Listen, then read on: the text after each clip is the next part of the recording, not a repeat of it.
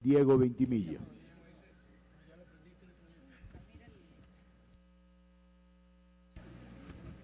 Gracias,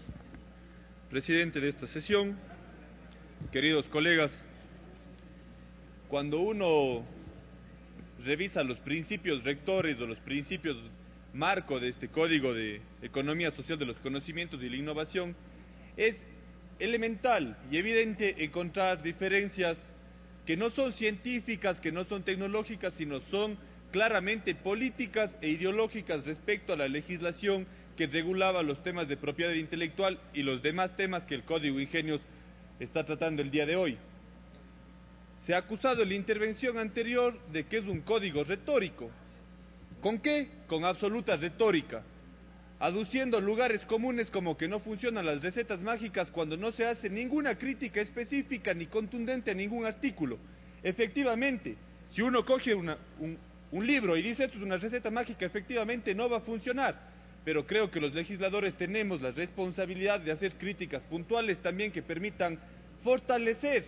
el contenido del proyecto y no solamente desde un sesgo ideológico que pretende ser incluso ocultado, criticar un proyecto porque no viene desde una determinada bancada que hoy no tiene mayoría en el Parlamento. La legislación pasada, la legislación en propiedad intelectual pasada, efectivamente sí respondía a unas recetas y a unos preceptos ideológicos que es importante señalarlos de aquí. Me refiero en primer lugar, el conocimiento no es un producto común, primer presupuesto ideológico de la legislación pasada. El mercado es el mecanismo óptimo para crear y transmitir el conocimiento. Tercero, la ley no protege ideas, sino protege bienes. Cuarto, los derechos de propiedad intelectual fomentan la creación. Esos cuatro elementos, que sí son absolutamente ideológicos, absolutamente sesgados y asistiendo a la legitimidad de que quiera coincidir con ellos que lo haga, son precisamente los elementos que el Código Ingenios pretende revertir. Y en función de eso es importante, en la medida de lo que se ha señalado aquí, de lo que nos toca discutir el día de hoy, señalar que el primer elemento que estamos planteando es el derecho a compartir como sociedad, que el conocimiento y que los investigadores, la gente que mediante la iniciativa, mediante la inventiva, crea conocimiento, no surge de la nada y no está encerrado en una burbuja, y que responde sí a una sociedad, y por lo tanto el conocimiento, la primera cosa que debemos concebirlo es como una construcción social que no tiene únicamente que beneficiar a quien lo produce, y por lo tanto hay que buscar un equilibrio entre ese conocimiento, su función social y el legítimo derecho que le asiste a quien lo produce. Y respecto a eso también señalar, la ley de propiedad intelectual que teníamos en el Ecuador no beneficiaba ni siquiera a los creadores, a los ingeniosos, a los inventores, beneficiaba y protegía a los dueños de ese conocimiento, que no en muchas de las ocasiones era ya enajenado de sus mismos productores en este concepto de privatizar aquello que puede ser rentable. Me parece importante señalar, señor presidente y compañeros de la Asamblea, que la economía social de los conocimientos planteada en el Código es el mecanismo que estamos pretendiendo implementar para contemplar la distribución social de un sector que tiene sí una capacidad de generar plusvalía infinita, porque se ha dicho que las materias primas pueden acabarse, pero el conocimiento no, y efectivamente esa plusvalía infinita que se puede generar debe tener un esquema de distribución equitativa, justa y democrática para todos los ciudadanos del Ecuador.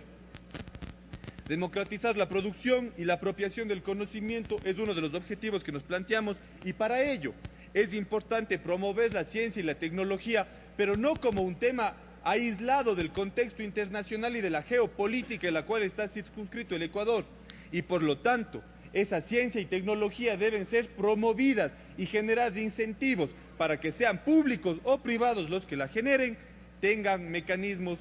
para ver garantizadas sus producciones y también que esa producción pueda generar réditos para el país. El hecho de fomentar ciencia y tecnología, creación de conocimiento ecuatoriano, es también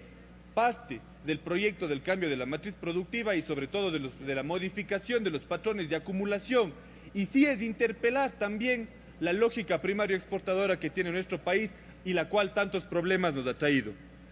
Diversificar las formas de propiedad del conocimiento no es una novelería, sino es responder también a los preceptos constitucionales que responden y reconocen distintas formas de propiedad en el país, y entendiendo que el conocimiento, no todo conocimiento se puede privatizar, y que no todo conocimiento tampoco puede ser compartido de manera, que todo conocimiento puede sí ser compartido de manera libre siempre y cuando se guarde el equilibrio entre las compensaciones necesarias de sus dueños. La protección de la biodiversidad, que es otro elemento que se reconoce, debe también plantearse y se plantea en el Código Ingenios, aunque no está cerrada la comisión a seguir debatiendo las figuras para fomentar y proteger de mejor manera, es el aprovechamiento soberano de los recursos que le pertenecen al Estado ecuatoriano y por lo tanto a los ciudadanos y ciudadanas. Los derechos intelectuales, lejos de esa visión neoliberal, deben sí tener o promover la gestión del conocimiento en este mecanismo de equilibrio o de equilibrar a quien lo produce con quien se beneficia del mismo. El conocimiento es una construcción social y es por tanto donde el Estado tiene una responsabilidad de generar ambientes favorables y motivaciones para su creación. Y es ahí donde me parece que algunos compañeros no han leído el código, no han leído el proyecto, y es por eso que señalan que aquí hay una receta mágica. No, no hay recetas mágicas, estamos generando procedimientos claros, justos, democráticos, absolutamente técnicos, para que las carreras de los investigadores tengan reconocida una carrera, tengan salarios dignos, puedan acceder también investigadores extranjeros a participar de este proceso de creación del conocimiento en el Ecuador. Un elemento adicional, señor presidente, y por el tiempo no me detendré porque creo que es un punto crítico que hay que discutirlo, es la posibilidad de generar los candados suficientes y pertinentes para que lo que señala el código, la no privatización de la biodiversidad y el patrimonio genético, estén absolutamente consagrados. Desde la comisión valoramos que lo que se ha hecho está en esa línea, pero llamamos sí la atención de los compañeros y compañeras legisladoras para que puedan fortalecer este punto. El Sistema Nacional de Ciencia y Tecnología planteado y la necesidad de crear un Plan Nacional de Ciencia, Tecnología e Innovación es por primera vez la generación de una política pública de manera planificada, organizada, secuencial y sistemática que permita orientar la construcción del conocimiento en el Ecuador para los fines propuestos en el Plan Nacional de Desarrollo, para lo cual no estamos diciendo únicamente que sea el burócrata o el funcionario público, sino que hayan dos instrumentos. El primero, el Comité Regional para la Planificación de la Política Pública, y que eso esté absolutamente anclado a elementos de ética y bioética en lo que es investigación y construcción del conocimiento. Finalmente, señor presidente y queridos compañeros, el punto más álgido de este capítulo que estamos discutiendo el día de hoy, sí efectivamente responde a lo que es biodiversidad. Tal como está el proyecto, se han hecho, diríamos, aportes e incorporaciones importantes para garantizar la biodiversidad para el Ecuador y sus resultados para los ecuatorianos, porque creemos que es importante y llamar la atención en este primer debate para garantizar mecanismos de monitoreo, seguimiento y trazabilidad de los recursos, tanto en el Ecuador como hacia afuera, la gestión soberana de los beneficios monetarios y no monetarios del acceso a la investigación de recursos genéticos. Nos parece, señor presidente, que son elementos que hay que tener mucha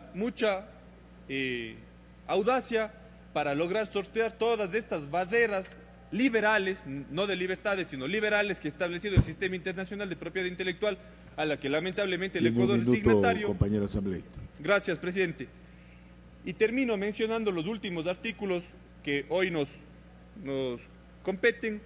y es la posibilidad de incorporar en el Código Ingenios los mecanismos de desagregación y transferencia tecnológica, de la misma forma que el monitoreo tecnológico, para garantizar que todo el proceso de innovación, de generación del conocimiento, también tenga una aplicación técnica que permita generar procesos productivos en beneficio de los ecuatorianos y ecuatorianas. Gracias, presidente.